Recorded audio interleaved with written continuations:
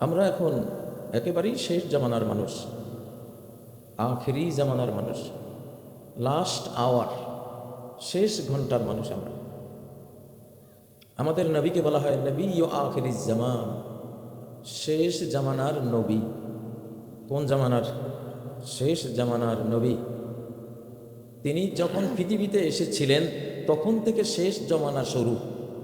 শেষ জামানা শুরু না হলে তিনি শেষ জামানার নবী কিভাবে হলেন?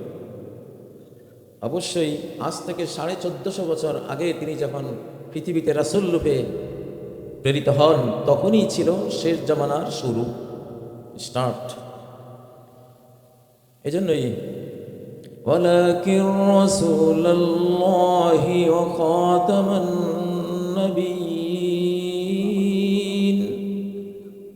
তিনি আল্লাহর রাসূল এবং সমস্ত নবীদের তিনি খাতাম, তাকে দিয়েই সমাপ্তি টানা হয়েছে নবীগণের আগমনের।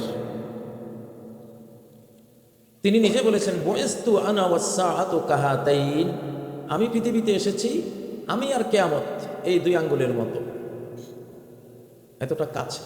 এই আঙ্গুলটা একটু ছোট, একটু ছোট, আর তারপরে আঙ্গুলটা একটু বড়। এই আঙ্গুল থেকে এই আঙ্গুলের দূরত্ব কতটুকু? সামান্য। আমার আর কিয়ামতের দূরত্ব এই আঙ্গুল থেকে ওই আঙ্গুলের সামান্য, মানে আমি কিয়ামতের ভেতরেই পৃথিবীতে আসলাম।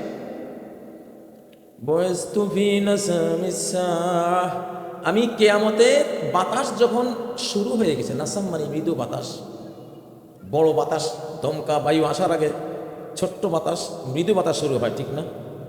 ঘূর্ণিঝড়ের আগে প্রথমেই কিন্তু বড় বাতাস শুরু হয় না, আগে ধীরে ধীরে শুরু হয়। তো কিয়ামত ধীরে ধীরে আসা শুরু হয়ে গেছে, এমন টাইমে আমি পৃথিবীতে আসছি। সেই তিনি আসা থেকে 1450 বছর শেষ। আর রয়েছেটা কি? আর রয়েছে কি? আল্লাহু আকবার, আমরা শেষ জামানার নবী, এখন কিয়ামতের একবারে বর্ডারে আমরা আছি।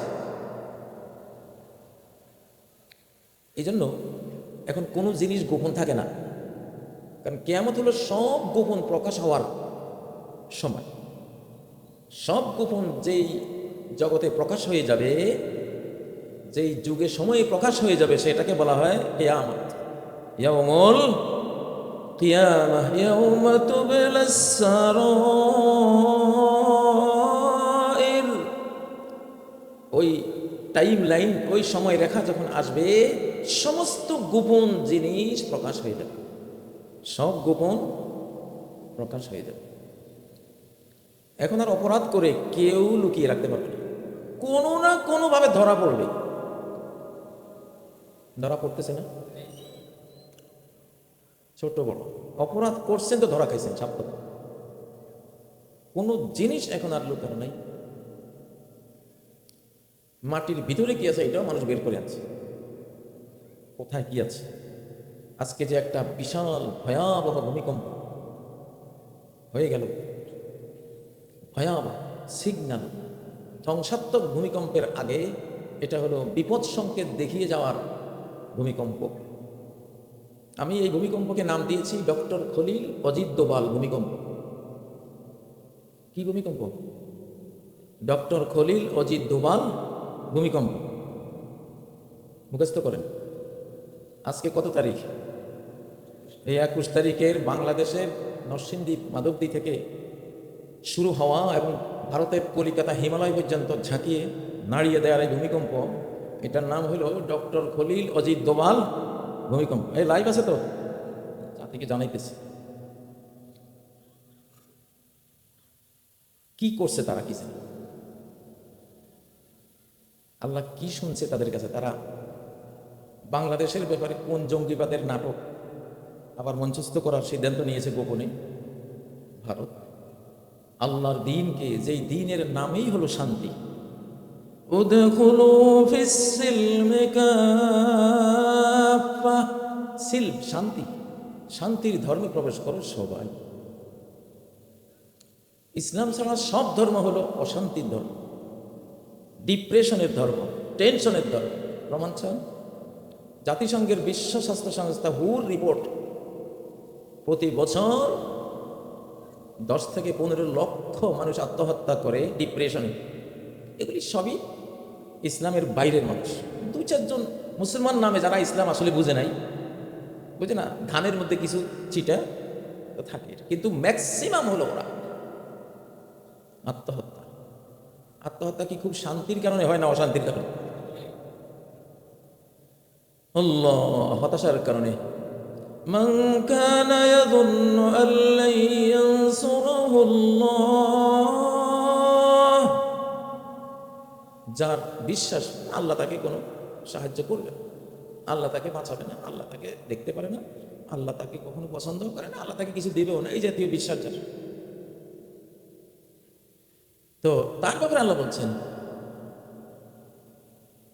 ফালইয়ামদুদ বিসাবাবিন ইলাস সামা, সে উপরে একটা রশি টানা, সুম্মা লিয়াকতা, তারপর সে কি করুক, নিজেরে হত্যা করে ফেলুক, সুইসাইড করুক। আল্লাহ তোমার দুনিয়াতে কিছুই দেবে না, এত কুধারণা তোমার আল্লাহর ব্যাপারে। সমস্ত শিরকের উৎপত্তি হয় কুধারণা, আল্লাহর ব্যাপারে কুধারণা। খাজা বাবাই দেবে, আল্লাহ দেবে না। তোরে খাজা বাবা দিছে কে? ওই বাবাটা কার তৈরি? আল্লাহ। কলা গাছে কলা দেয়, আল্লাহ কি দেয়? কলা গাছ দিছে কে? কলা বানাইছে কে? তাই যে কুধারণা আল্লাহ, এই কুধারণা থেকে মানুষ মোশেক। তো তোমার যখন এতই কুধারণে আল্লাহ তোমার বাঁচাবে না, সাহায্য করবে না, তাহলে আত্মহত্যা করো। আত্মহত্যার পরে দেখো তোমার ওই অশান্তিটা যায় কিনা, না অশান্তি আরো বাড়বে, এমন অসীমভাবে বাড়বে যেটা কল্পনা করতে পারবে না, সরাসরি জাহান্নাম না। তো এই যে ডক্টর খলিল অজিত দোভাল ভূমিকম্পটা হয়ে গেল, ওনারা 10টা 40 এই ভূমিকম্পটা হতো, ওনারা 11টায় মিটিংয়ে বসছেন। এখন ভারত ডেকে নিয়েছে আমাদের ডক্টর খলিলকে, আমি ওনাকে দোষ দিচ্ছি না, ভারতেরই দোষ। তারা গত 10-15 দিন থেকে নির্বাচনী বিস্ফোরণ ঘটিয়ে মোদী আবার ক্ষমতায় আসার জন্য ওনাদের নির্বাচনের আগে বিস্ফোরণ হয়, এটা ওনারাই করা। বিস্ফোরণের সুফল যার, বিস্ফোরণের দায় তার, ঠিক না? বিস্ফোরণের সুফল যার, বিস্ফোরণের দায় তার, সে ঘটাইছে। আর বিস্ফোরণের কুফলটা যাদের উপর যায়, যে জাতির উপর যায়, তারা ফেরেশতা, তাদের কোনো সম্পর্কই নেই, তারা জানেও না, ঠিক না বেঠিক? এখন নতুন নাটক শুরু করে দিয়েছে, কিন্তু নাটক যে এখন চলবে না রে, নাটকের যুগ শেষ। 2024-এর 5ই আগস্ট বিশ্ব পরিবর্তনের একটা তারিখ, শুধু বাংলাদেশ না, গোটা বিশ্ব পরিবর্তন করে দিয়েছেন আল্লাহ তাআলা। এখন কি যে করেছে আল্লাহ জানে। অজিত দোভাল সন্তান দমন, মানে আমাদের বাংলাদেশের হুজুর দমন, সন্ত্রাস কি হুজুর দমন, মাওলানা মৌলবী দমন, শিবির দমন, তারপরে যারা খেলার মাঠে, ফুটবল খেলার মাঠে নারায় তাকবীর দেয়, এদের দমন, ঠিক না বে ঠিক? মাথা খারাপ হয়ে গেছে যে কিরে, ফুটবলের মাঠে পর্যন্ত আল্লাহর জয় জয়কার, আল্লাহ তাকবীরে জয় বাংলা গেলটা কই? হ্যাঁ, এখন তো জয় বাংলা নাই, আল্লাহর ব্যাপারে তো জয়টা এখন হলো কি কইতাম এটারে, নারায়ে তাকবীর। এখন বিজয় কার? আল্লাহর, ঠিক না? ওরা পাগল হয়ে গেছে। একটা কারবালা ঘটাবার জন্য নানান ফন্দি আটতেছে বাংলাদেশের 3 দিকে, এখন রাফাল টাফাল দিয়া ওনারা বসে গেছে। আল্লাহ কয় রাখ, একটা সিগন্যাল দেই যে তোদের এইটা আর সময় না, আমি তোদেরকে এখন আর টাইম দেব না। দুবাই গেছে ওনারা ইন্টারন্যাশনাল এয়ার শোতে, কোন দেশের ফাইটারের কেমন ক্ষমতা, ফাইটার জেট, কোন দেশের জঙ্গি বিমান কত উন্নত ভালো, এটা প্রতি বছর একটা শো হয়। এয়ার শোতে গেছে তেজাজ বিমান নিয়ে, পাকিস্তানও গেছে তার ঠান্ডার ইত্যাদি নিয়ে, আর ইনারা গেছে তেজাস বিমান নিয়ে। কিছুক্ষণ আগে দেখলাম সারা পৃথিবীর নজরের সামনে যেটা মার্কেটিংয়ের জন্য সবচেয়ে উন্নত বিমান, উন্নত পাইলট নিয়ে যেটা শো করা হয় যাতে কোনো রকম সমস্যা না হয়, সেই তেজাস একখান আজকে ধাম করে আকাশ থেকে মাটিতে শেষ। মোদি সাহেবের মার্কেটিং এমন হওয়া হয়েছে যে জীবনে কাউরে তেজস নাম শুনলো পড়াইব, যে এর শোতে আইসা মইরা গেলি আর সর্বনাশ, শো ছাড়া তুই কি করবি? আল্লাহর সাথে ফাইট লাগাইছো। বাংলাদেশে আমরা তাকবীর দিই কেন? ওদের জলে। এখানে ইসলামের কথা কেন বলি? ওদের পড়া যায়। ষড়যন্ত্রের পর ষড়যন্ত্র চলছে। আমার এই ওয়াজটা সবচেয়ে বেশি বুঝবে আজকে অজিত দোভাল, ডক্টর খলিল সাহেব বুঝবে কি কইছে আল্লাহ, কি সিদ্ধান্ত হয়েছে। আল্লাহ একটা নাড়া দিয়ে দিয়েছে। সূরা বুরুজের যে শিশুর কারণে এক দেশের সব মানুষ মুসলমান হয়ে গেছিল, যে শিশুকে মারা যাচ্ছিল না, কিছুতে সে মরে না, তারে মারার জন্য ওই যুগের বাদশাহ পাহাড়ে পাঠাইছে, যে পাহাড় থেকে ফেলে শিশুটাকে হত্যা করো, শিশুটাকে হত্যা করো। যারা হত্যা করতে গেছে পাহাড় থেকে ফেলে, আল্লাহ তাআলা একটা ভূমিকম্প দিয়ে ওদেরকে পাহাড় থেকে ফেলে হত্যা করে দিচ্ছে। ও শিশুর কিছুই হয় নাই। তাহলে মুমিনের জান রক্ষার জন্য ভূমিকম্প আসে, ইতিহাসে প্রমাণ আছে। আপনারা হয়তো অনেকে ভাবছেন হুজুর কি কয় এটা, কোথায় অজিত দোভাল ডক্টর খলিলের কথা ভূমিকম্প কিসের লগে কি? হ্যাঁ, পৃথিবীর কোনো আর্থকোয়েক ভূমিকম্প নয়, সব মানব কম্প। ম্যান উইমেন কোয়েক, ম্যান উইমেনের কারণে হয়। জহরাল ফাসাদু ফিল বাররি ওয়াল বাহরি বিমা কাসাবাত আইদিন নাস।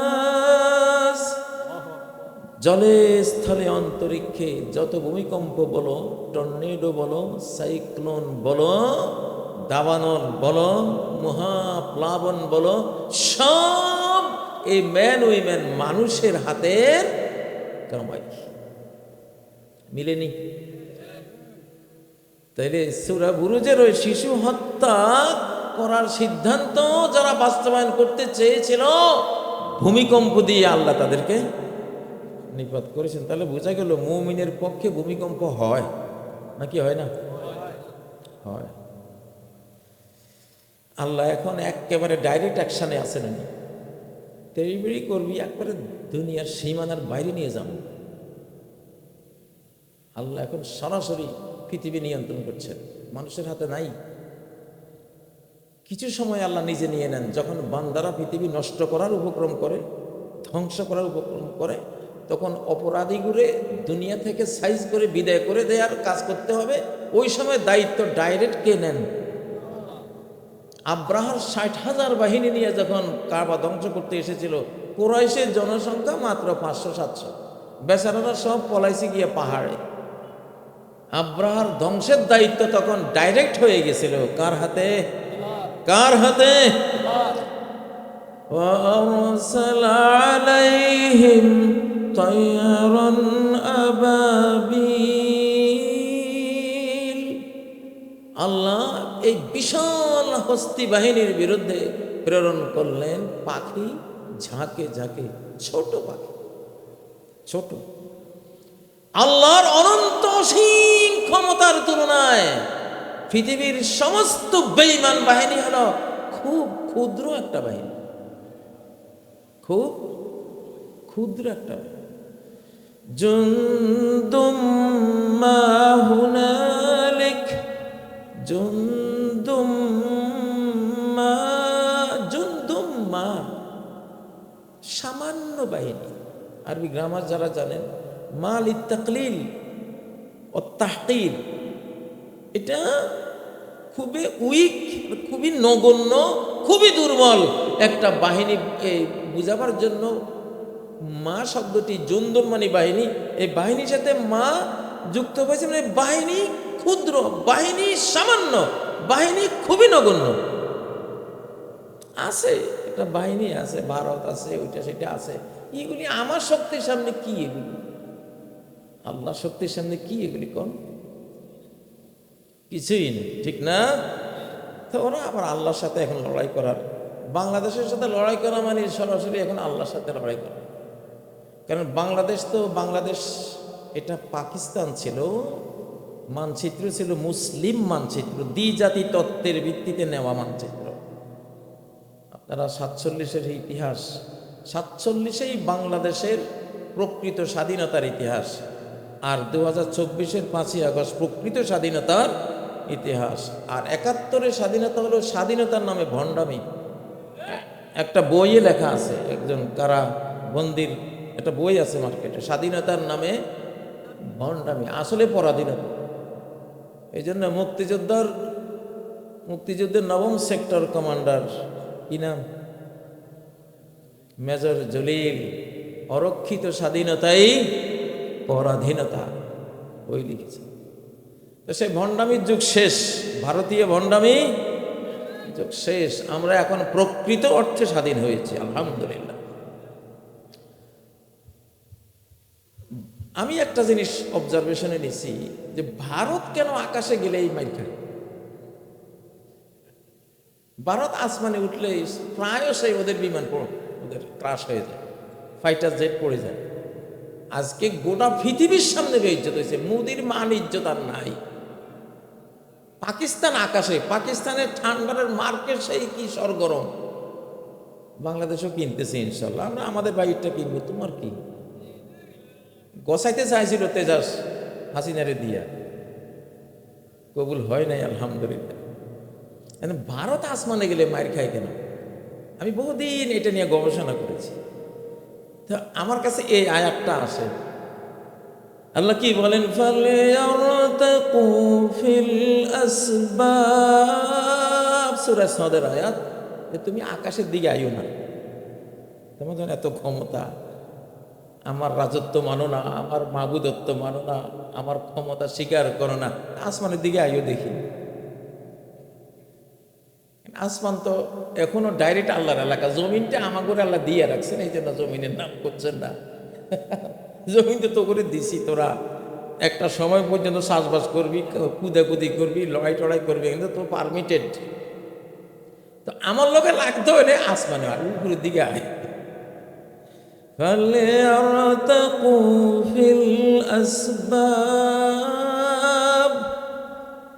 আয়াতটা অজিত দোভালকে একটু উপহারে দিয়ে দিই, নাম্বার সব কইয়া দিবি, একটু খুঁজিবা দেখে শেখে যে কইলেও আসে না। ভাই আমি আসলে কি সাংবাদিক মানুষ, আমি কোরআনের সাংবাদিকতা কি আছে কোথায় এগুলি সংবাদ দিই আর কি। সাংবাদিকের দোষ দিলে তো এটা অন্যায় নাকি।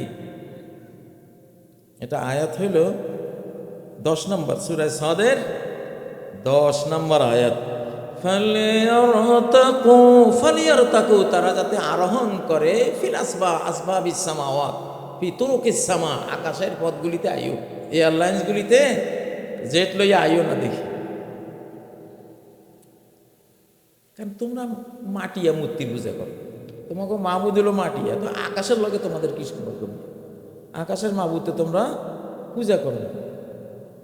এই জন্য অন্য সব রাষ্ট্র, ইহুদি খ্রিস্টান, ইহুদিরা হলো মুসা আলাহিস সালামের উম্মত, খ্রিস্টান হলো ঈসা আলাহিস সালামের উম্মত, তারা বিমানে ওরা ওগুলি অত কিছু হয় না, কারণ ওদের মূল ধর্ম হলো ইসলাম ধর্ম। হযরত ঈসা আলাইহিস সালামের ধর্মের নাম কি? ইসলামই তো। মুসা আলাইহিস সালামের ধর্ম কি ছিল? ইসলামই ছিল। উম্মত একটু গোমরা টোমরা হয়েছে, মূলটা তো ঠিক ছিল, যেন আকাশ তাদেরকে ধরে কম, কিন্তু এগুলি তো আকাশের সাথে সম্পর্কই নেই, ঠিক না? ফালিয়ারতাকু ফিল আসবাব, উপরের দিকে উঠে আসো। পারবা? পারবা না। বহুত সৈন্যবাহিনী আকাশে যায়, জিন বাহিনী যায়। আল্লাহ বলেন জুনদুম মা হুনালিক, আকাশে আরোহণকারী বহু বাহিনী আছে, আল্লাহ শক্তির জন্য কিচ্ছু না, মাহজুম, তারা পরাস্ত।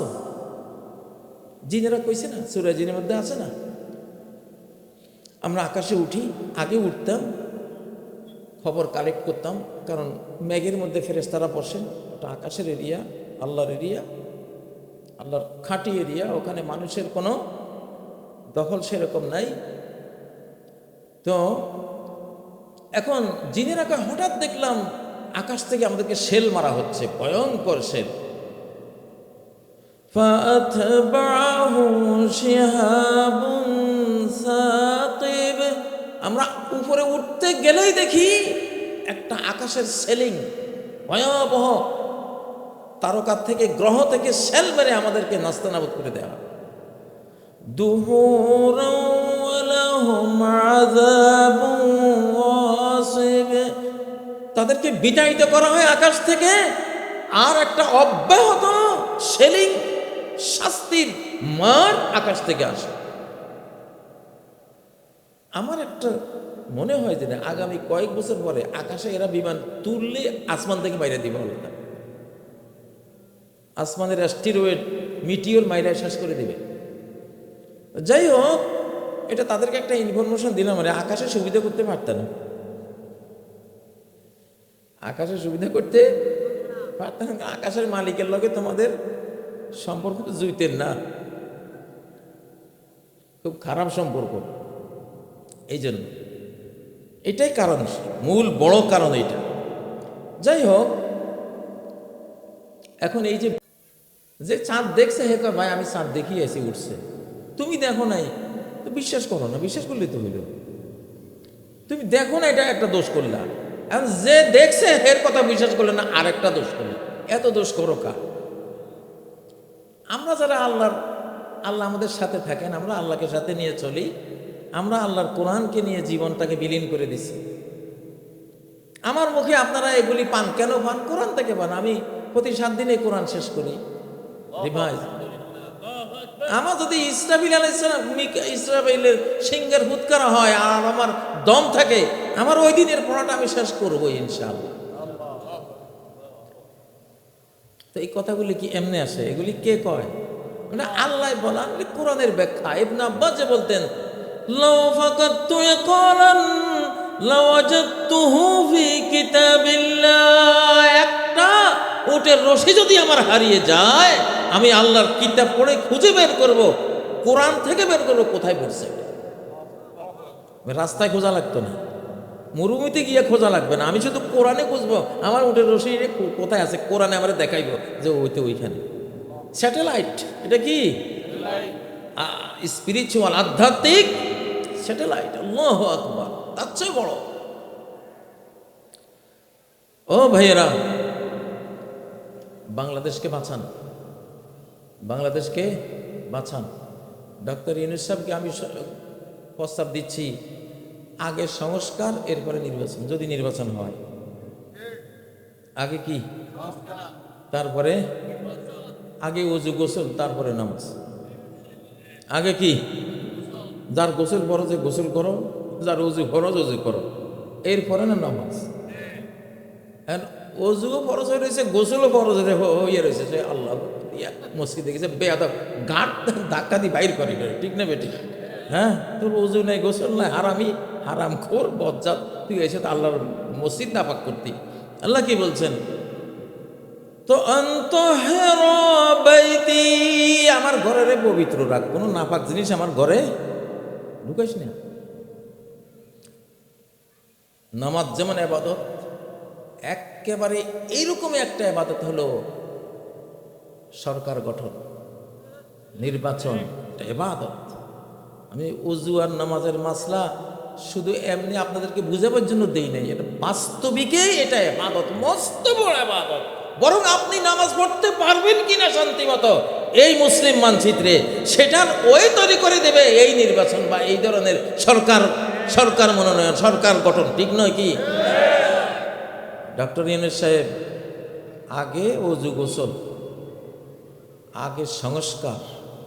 কি সংস্কার? Top two button. তত্ত্বাবধায়ক সরকারে কে হবে? 1 নম্বর দক্ষ, 2 নম্বর বিশ্বাসযোগ্য, বিশ্বস্ত, ঠিক না? তত্ত্বাবধায়ক সরকারের 3টা গুণ লাগবে: ইসলাম প্রেমিক, ইসলামপন্থী, বাংলাদেশপন্থী, বাংলা ভাষাপন্থী। কয়টা? এটা এলহামি কথা, এলহামি ভাবে এটা জানা হয়েছে।